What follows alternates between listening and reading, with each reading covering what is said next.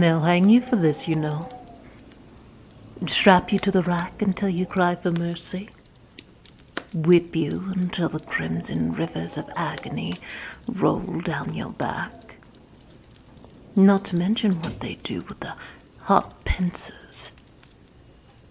All for laying with a harlot, a Jezebel, a witch.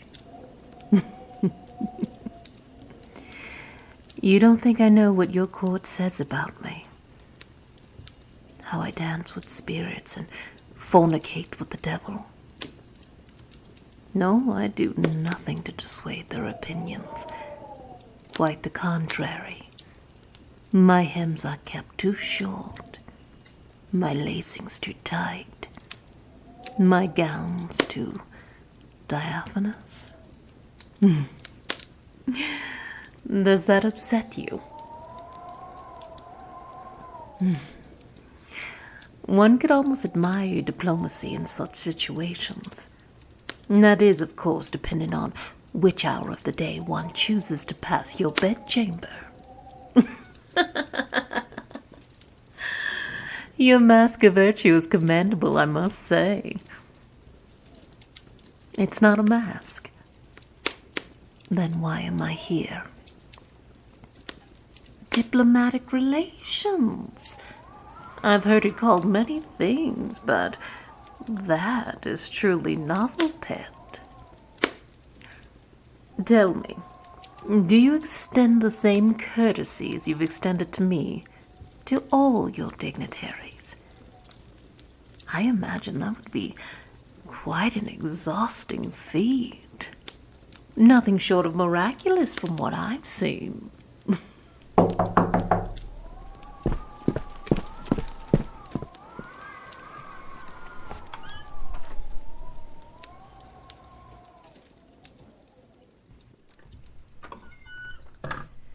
It gets awfully tiring wearing your draperies every time there's a knock at the door.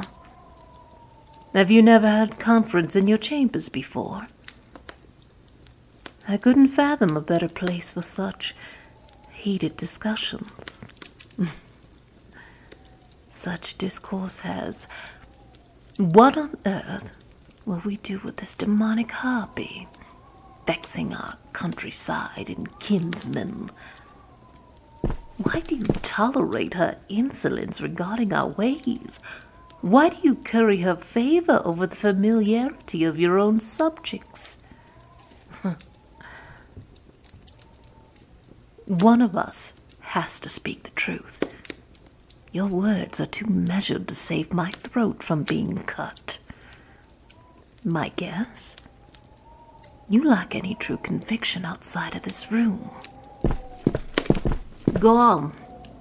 Push me out the window, or strangle me here. Living or not, I'll be a curse on your head. Somewhere in that brain, madness has taken hold. How quickly we forget ourselves. Your mother lives and breathes because of me. Your feeble-minded, inept doctors running around here with their jars of leeches could not save her. I brought real medicines to take the fever from her brow. I brought her back to you, and you bade me to stay silent. You said in due time, even the mighty matriarch herself would kiss my feet. Well, here they are.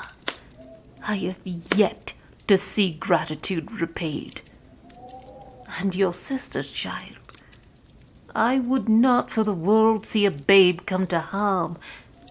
Did I not find a cure for her as well? Hold your tongue, you said. Gratitude shall rain upon you as a spring storm upon the gardens. Such words you spoke.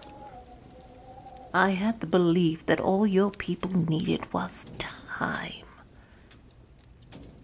Perhaps we are both right. Time enough to gather all the evidence they need against me. Time enough to walk me to the pyre proper. Time enough to dance on the whore's ashes. No, I do not believe you mean to do me harm willfully. but the scales of fairness are not balanced. You want your people to trust you, to respect you, to adore you. While I don't seek their adoration, a certain measure of respect would be appreciated. Really.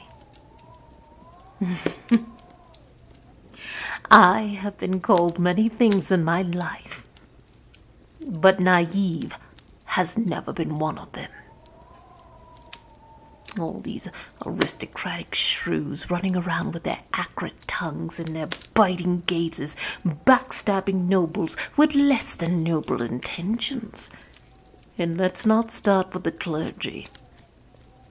What they wouldn't give to search me over for my witch's mark. So you see, Lamb, the only one truly entertained by my company is you. More empty words. You talk a great deal, but very little is said. All I want is for you to tell your people the truth. You are not worried about the delicacy of the situation. You are trying to hold on to the fraying threads of an already besmirched reputation. My presence may have added kindling, but I did not start this fire. Tell me, what is it like to have power over a kingdom you're afraid to turn your back on? Even given my situation, I would not trade places with you for the world. I am not cruel. I am honest. You have convictions within you that would bring about a new age of progress for your people. And yet, you wallow in the mire of indifference. You have power now, but what happens when it becomes absolute?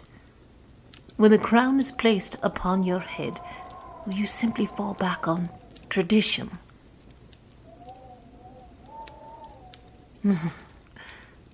There it is. The fire behind your eyes that drew me to you. It just needed to be stoked. As much as I would love to put that passion to selfish use, more than my gut is telling me you'll need all your reserves.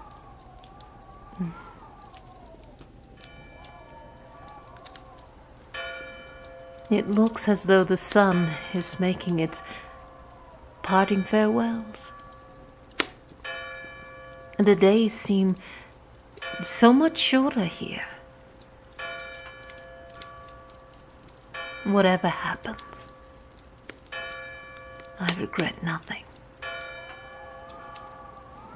If we were on different soil, and I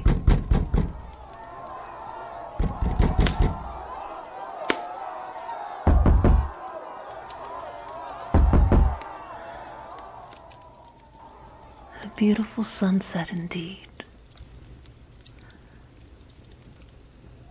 Thank you for listening. Please feel free to comment, to like, and to subscribe for more audio adventures.